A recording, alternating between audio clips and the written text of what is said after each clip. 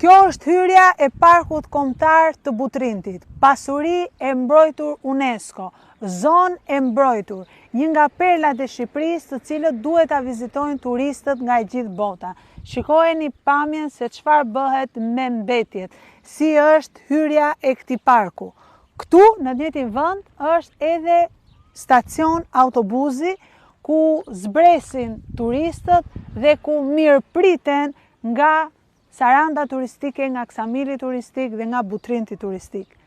Vetëm vjet janë deklaruar dhe 300.000 vizitorë që kanë ardhur në parkun kombëtar të Butrintit, duke llogaritur dhe rreth 3 milion euro që i shkojnë pikërisht ADF-s, Fondacionit për Menaxhimin të Butrintit, pa llogaritur paratë e tjera të shumta që kanë qenë në arkat e Butrintit. Por nuk del dot asnjë para për të pastruar hyrjen e parkut kombëtar të Butrintit, asnjë para për të pasur dinjitet tek turistët, asnjë para për të treguar një fytyrë ndryshe dhe një mirëseardhje për çdo. Kjo është fytyra që nuk meriton turizmi në Shqipëri.